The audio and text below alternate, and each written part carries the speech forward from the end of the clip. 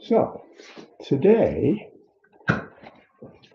we are going to continue our close reading of what we just chanted is our second chant in this morning's service, Guidepost of Silent Illumination, which was written by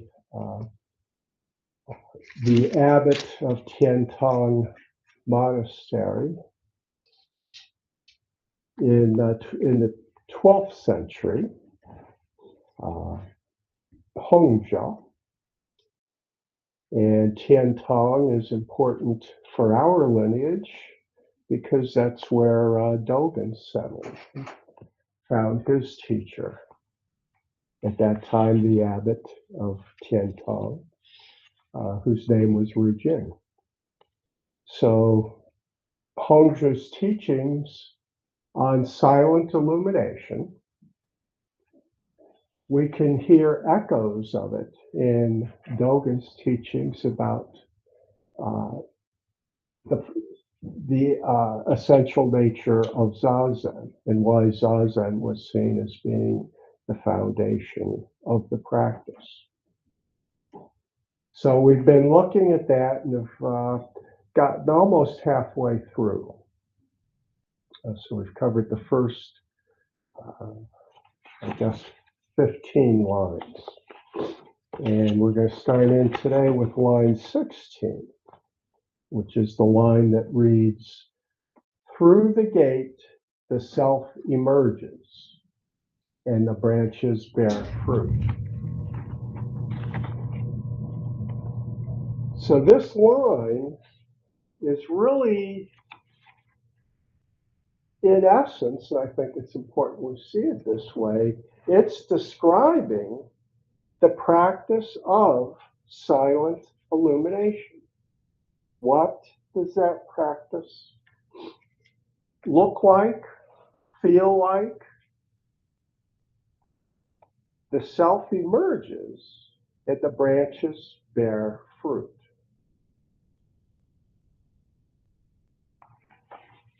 Of course, the self that emerges is the self with the capital S. It's not small self. That self has dropped off through the practice of silent illumination.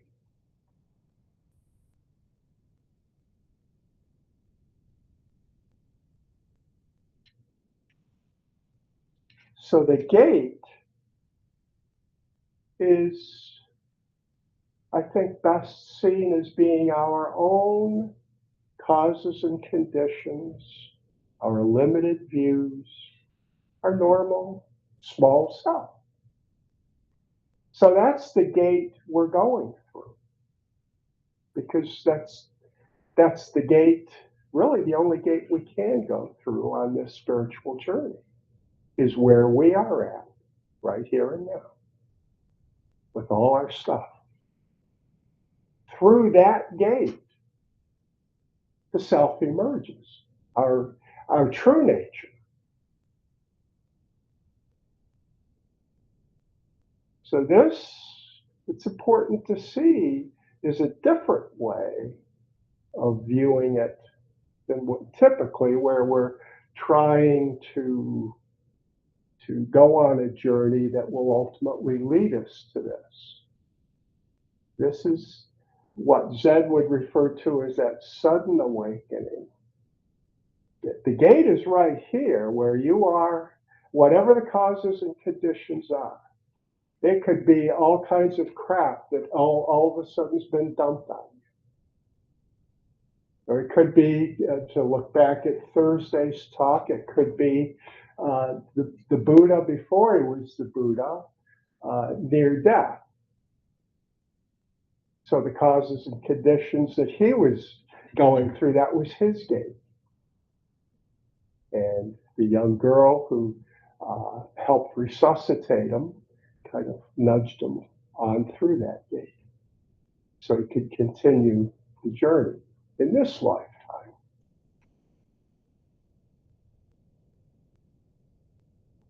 So the gate is always here. Dharma gates are boundless.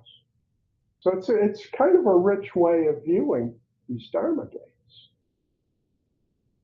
That's why they're boundless and they're always present, because it's you, your conditioned self. We talked about conditioned and unconditioned Thursday night. So here we are meeting it 2 days later. The gate can be seen as the conditioned self, and passing through the self emerges is once you've passed and into the unconditioned, and you see that aspect.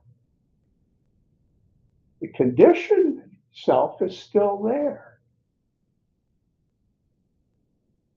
But now you've also seen the true nature, the true self.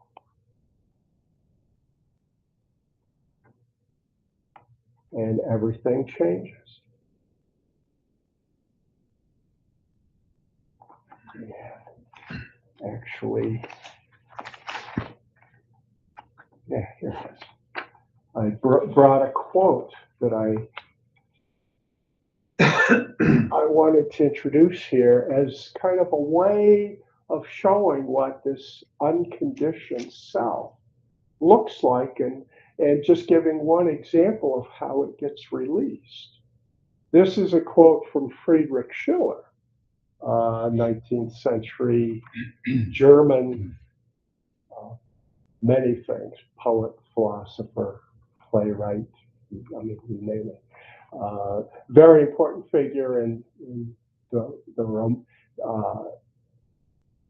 Romantic movement. Was a colleague of Goethe. So the quote from him I wanted to share with you is, "Man is never so authentically himself as when at play."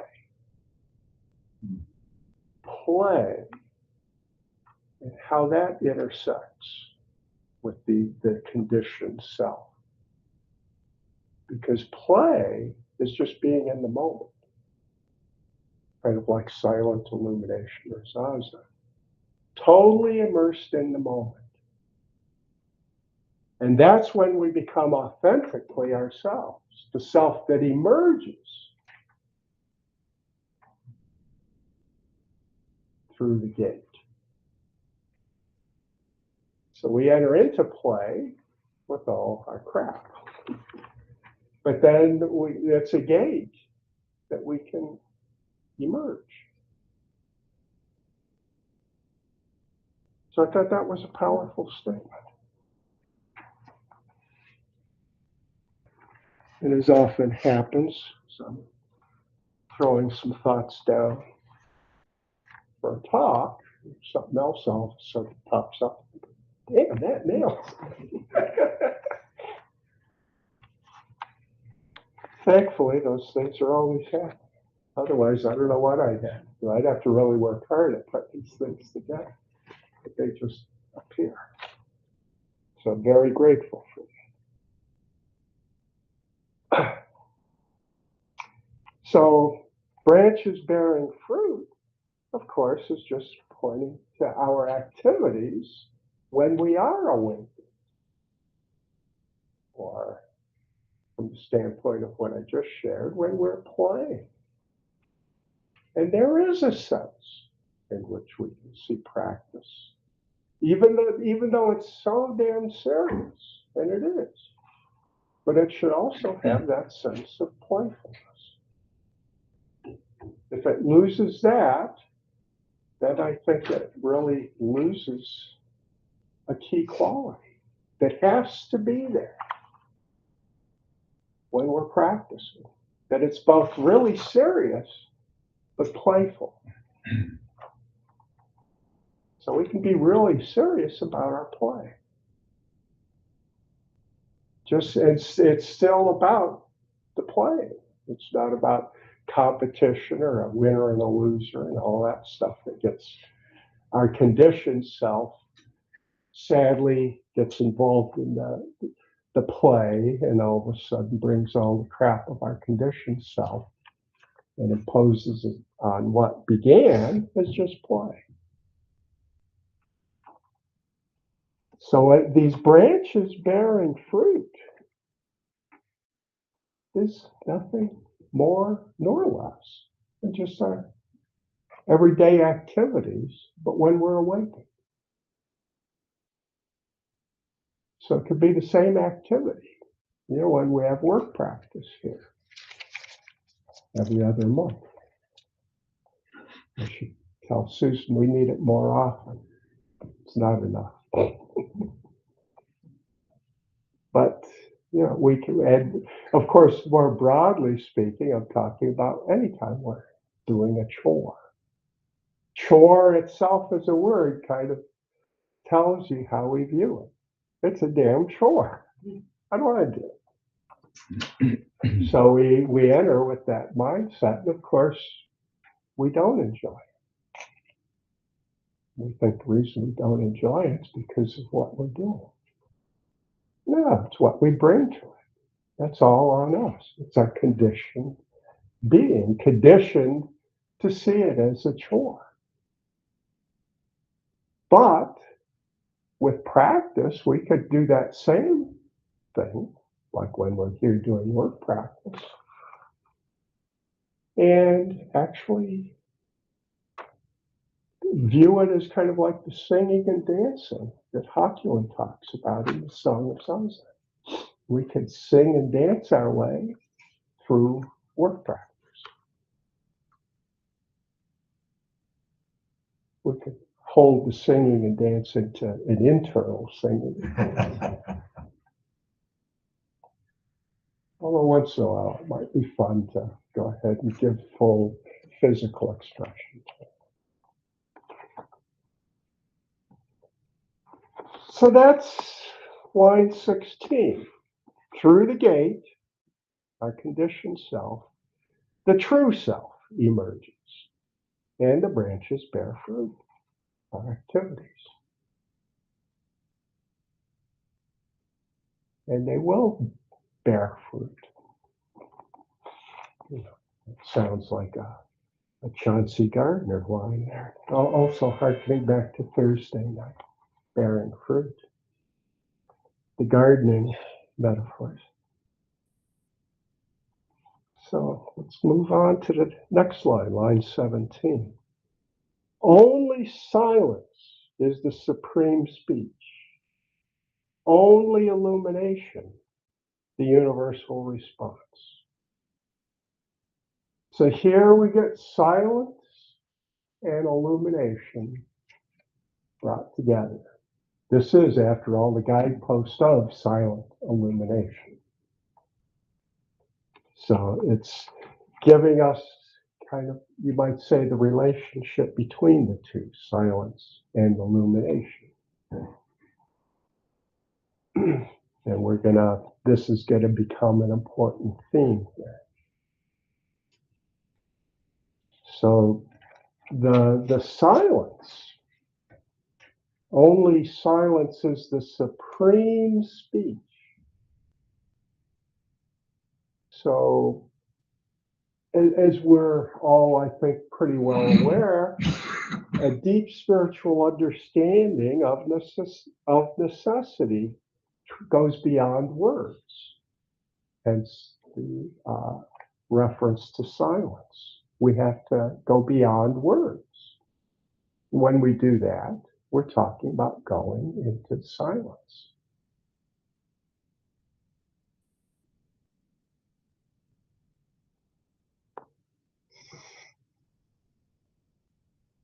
And this is how Dogen's Zazen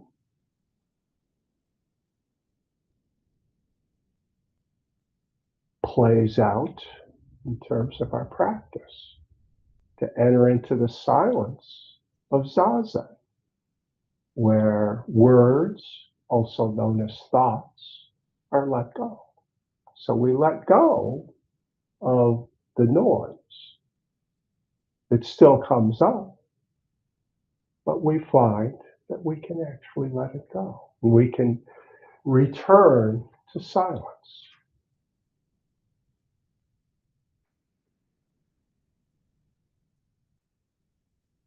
Which I'm stealing from the title of a Katagiri book, Returning to Silence. Beautiful title for a book.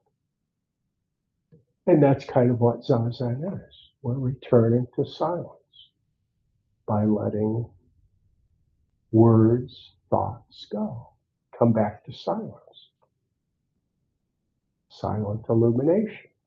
By returning to silence, we allow illumination to happen. The words, the thoughts are kind of veils that are covering the true nature.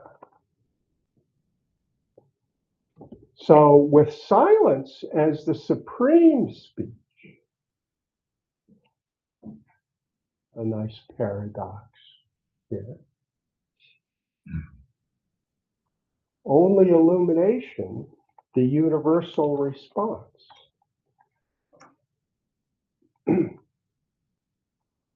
So the fact that it's a response kind of points to the close interdependence that exists between silence and illumination.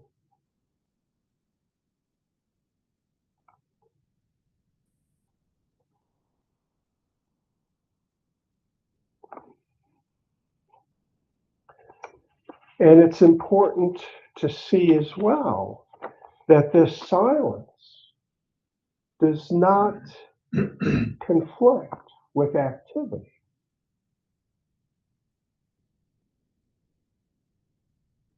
There's a delightful Zen story that kind of points to that in connection with work practice.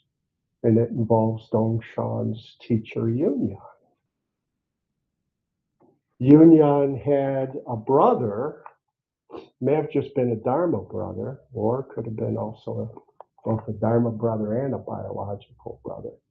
His name was Dawu, and they would constantly kind of be testing each other. Mostly Dawu testing Yunyan, because Yunyan was kind of like in Suzuki Roshi parlance from his famous story in Zen Mind, Beginner's Mind. Yunyan was the slow horse, and Dawu was a much faster horse. So during work practice, when they're out sweeping the grounds, smarter brother Dawu comes over to Yunyan and says, "Too busy." Their practice is practicing in serenity and silence. And here we can imagine Yunyan really focused on his sweeping, really going at it. So Yunyan's response was, "You should know that there's one who isn't busy." But Dawu was actually a pretty bright guy in the Dharma, and he saw his next opening for a rejoinder to that. And he said, "You've just created a second moon." And by that, he meant a duality. Yeah, so there's the self that's busy and the self that isn't busy. What kind of nonsense is that? So Yunyan brings the dialogue to a conclusion by taking his broom and holding it up in Dao's face and asking, "Which broom is this? Or which moon is this? I'm sorry. Which moon is this?" The one who isn't busy, the silence, is also always there. It's not dependent upon causes and conditions. It's not dependent upon you becoming, in the conditioned realm, quiet and silent. You can be very active. But that silence, going beyond words, going beyond thoughts, and just being in the activity.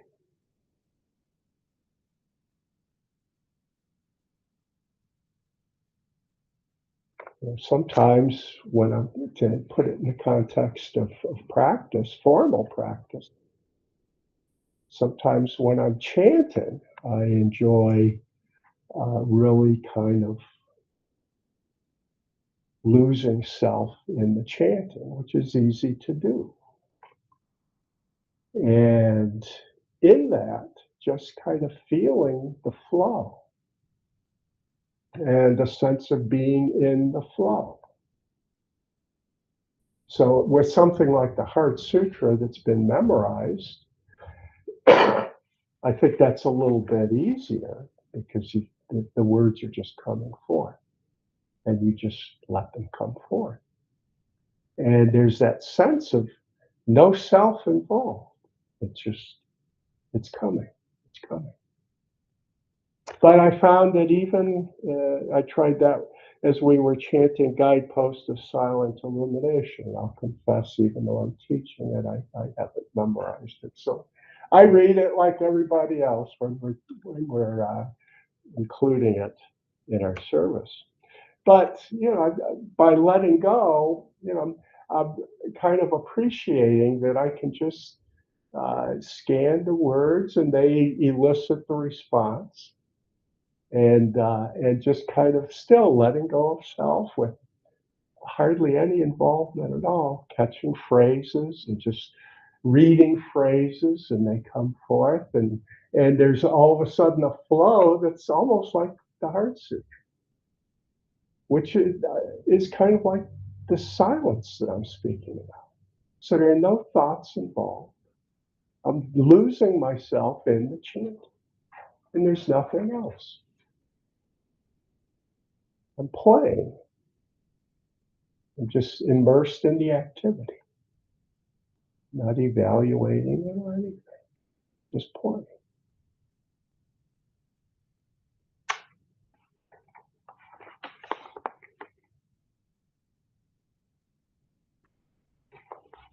So just these two lines. Through the gate, the self emerges and the branches bear fruit. Only silence is the supreme speech. Only illumination, the universal response. How much richness is in there? And he's going to go on further down. Just want to give a kind of a hint to that, where he will talk about the balance between silence and illumination. So we'll be getting into that piece a little further on.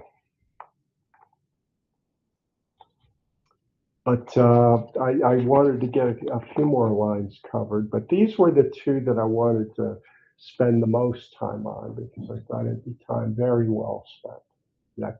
Because these two lines, being in the middle of the text, so it seemed to me that it really is setting the stage for everything that follows.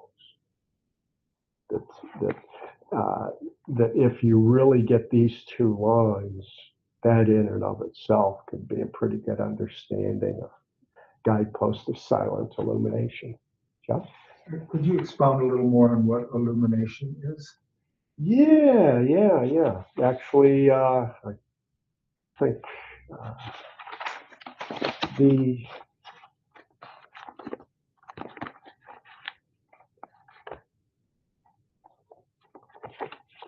illumination. So we have Dogen's practice enlightenment. And now with silent illumination, we're having this practice taking the form for Hongja of silence, of opening the hand of thought, of letting go, opening ourselves.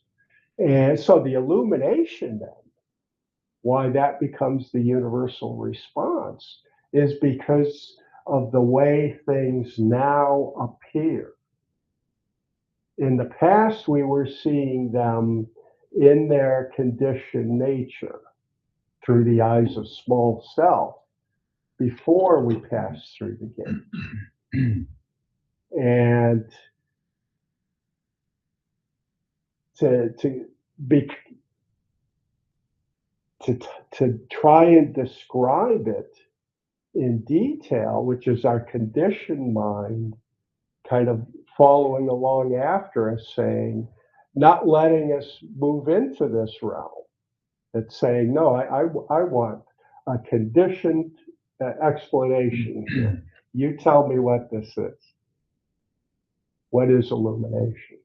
So we can understand in this sense, I think, why so little is said about it. Because as soon as we do it, whatever we say as teachers, sometimes put it, whatever you say, you should immediately wash your mouth out with soap or something. It's like you've really used bad language.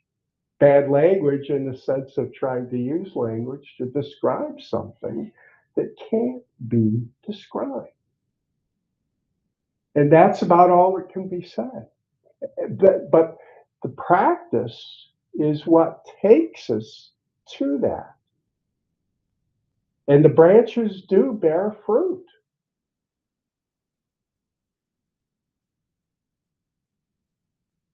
And maybe the important thing there is that they do bear fruit, regardless of whether you know what type of fruit it is, or what anything. You know whether it's anything about it. But branches will bear fruit. Where we remain active. And our conditioned mind, this is why I'm looking forward when we work through Living by Vow, which is our next Thursday night text coming up. In the chapter on Sandokai, we will spend a good amount of time on that and use it quite possibly as a launch pad to get into the 5 ranks, the relationship between the conventional and the unconventional, conditioned and the unconditioned, the relative and the absolute. So that we can become better acquainted from the side of the condition with how it can relate to the unconditional. So we can talk in those terms, but it has to be with the understanding that what is illumination can't be described. It can't be. We have to just know where to stop, because we can't go there. And Western thought has its corollaries for that. I mean, Immanuel Kant, that was the realm of phenomena, our experience, the causes and conditions, and things as they actually are, the Newman. And that couldn't say anything about it, because we don't access it in that way. So words cannot get there. So if we're going to access it, this is where silence, we have to be able to let go and go beyond. Letting go. And that's where play, I think, is a good metaphor, because we struggle, I think, as a society, it seems, to actually play anymore. Play has just gotten so swamped with our conditioned nature. Outside of very young kids, and we're dragging them, burying them in all this garbage as well. So sadly, most people don't have any experience with it. It's almost like once they're old enough to begin to form memories, it's already been driven out. And they're told what play is. Nobody told me what play was. I could discover that on my own. And just like practice, I found play was always available. Could sneak it in even at school. Might get in trouble over it occasionally, but I could do that. It was always there. Which makes it kind of a good metaphor, I think, for this silent illumination and the self-emerging.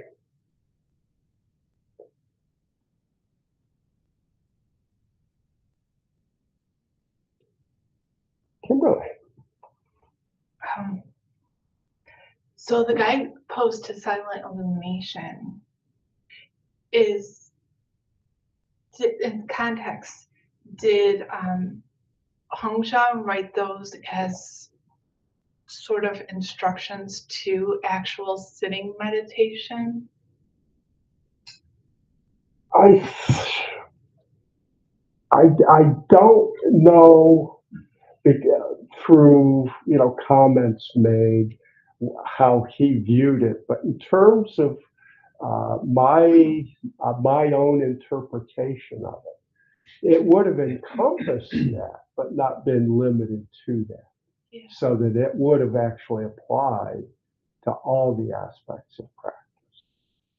So through even recent readings I'm doing, and even remembering specifically one of my past teachers,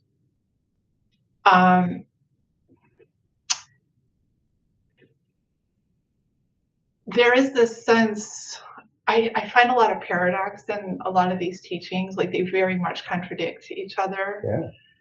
And there are teachings where you are supposed to just not indulge in sense, in your senses, in sensual things, in and then this sort of indulge. Okay, well, I'm using that word. See, this is getting a little difficult, but it's indulgence, and it's not even that it's okay. I'm saying should not, but I definitely was given the instruction, and this is what I get caught up on sometimes. That, well, being in the creative act, for an example, and that is not, or being in flow state is not meditation, is not, it is not, it's a flow state. Yeah. So can you speak on that? Well, I guess I can see a way in which that could be a helpful description, because if you're teaching somebody meditation, like I do at Whitehaven, for instance, I'm teaching certain techniques. And it wouldn't be terribly helpful if I came in there talking about flow states and stuff like that. Now, that might be helpful after they've learned meditation, in terms of allowing meditation to now begin to meld into other aspects of one's life. That's where I think it's really has an important purpose to serve. So in that sense, it's like they're not different, but yet at the same time, they kind of are. That is back to the paradox side to it. Because I think we need to be able to see both sides of that. that, yeah, if I'm teaching flow, which I'm not qualified to do, so I'm not going to. But if I was, it would be a different presentation.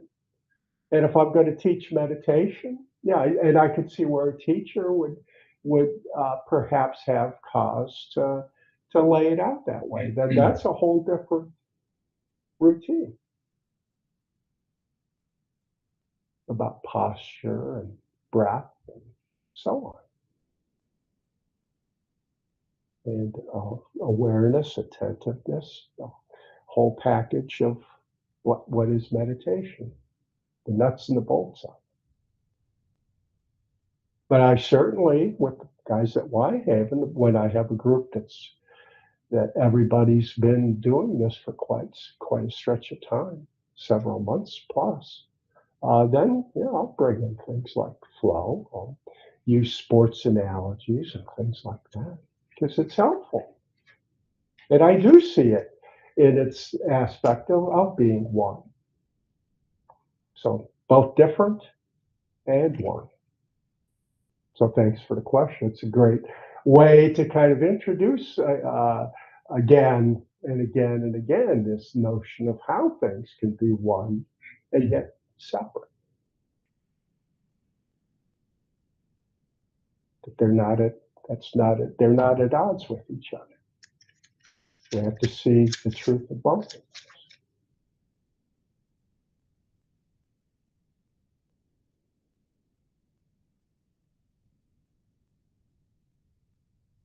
John? One of the things as you were talking about letting go of words, it strikes me that from an interfaith perspective, Mm-hmm. most faiths within chanting and singing in particular offer people the chance to let go of words. Mm-hmm.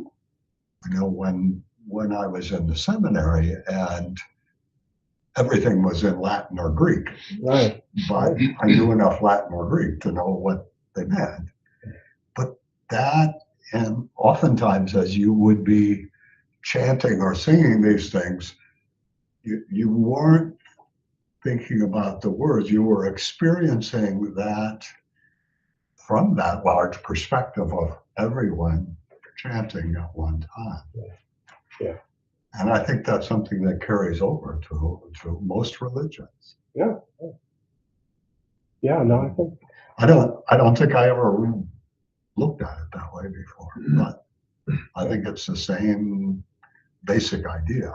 Mm-hmm. We don't talk about dropping, opening the hand of thought. Right. Yeah. But it's the same process. Yeah, it sure seems to be. Yeah, and I think of given my deep respect for the spirituality of Native Americans, their form of chanting, singing, drumming, rhythmically, kind of like I throw back to the days of the shaman, and very much about dropping off of self and words, as you say. Yeah. That they're chanting words, but that's not really the heart. Yeah, most of the time when you're chanting words, it's not about the words. Yeah.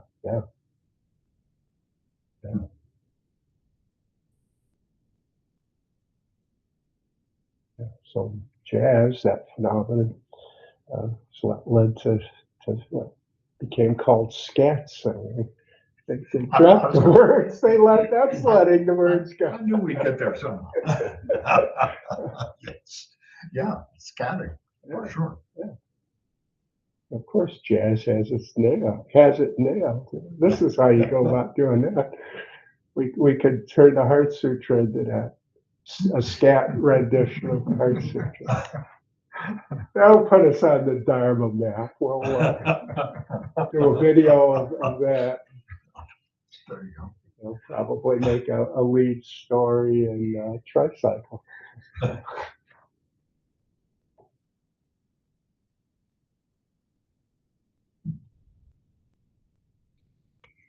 Oh.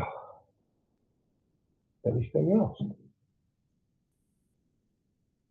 I didn't get quite as far as I had envisioned, but I had to open my hand to that. I'm largely to blame. All right, let's go ahead and chant out. May our intention equally penetrate every being and place with the true merit of Buddha's way. Beings are numberless, I vow to save them. Delusions are inexhaustible, I vow to end them. Dharma gates are boundless, I vow to enter them. Buddha's way is unsurpassable, I vow to become it.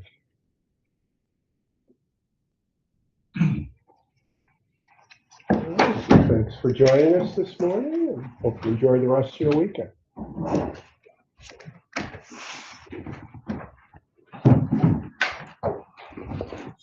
right.